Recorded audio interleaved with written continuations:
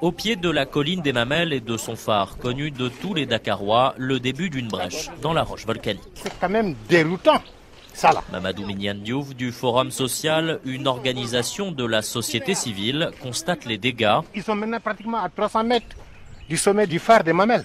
Cela ressemble à comme quelqu'un qui vient déchirer le drapeau national. Les gendarmes ont interrompu en urgence le début des travaux après les questions de sécurité soulevées par les agents du phare quelques mètres plus haut. Mais ce terrain a pourtant été concédé à un dirigeant d'entreprise par l'État. Le monsieur a brandi donc un papier montrant qu'il a un titre foncier qui lui a été attribué par le service des impôts. Et ce papier, on a pu donc l'obtenir. Nous sommes en train de voir dans quelles circonstances ce papier a été attribué et pourquoi. Aussi légal que soit ce papier, il est immoral. Quelqu'un a osé donc planter un couteau sur le dos du peuple sénégalais pour son égoïsme personnel, pour ses intérêts personnels, ignorant donc toute l'importance sécuritaire, écologique de ce site-là. Un cas qui est loin d'être isolé. En début de semaine, le maire de Mermoz, Barthélémy Dias, membre de l'opposition, a fait arrêter la construction d'un hôtel sur la plage publique du quartier.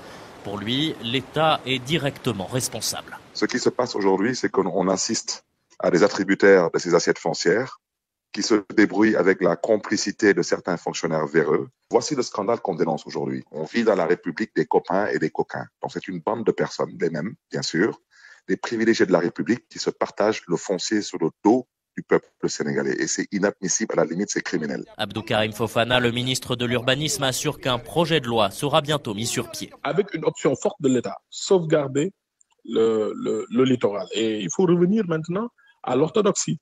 Peut-être qu'il y a des droits acquis. Est-ce qu'il faut les préserver ou pas?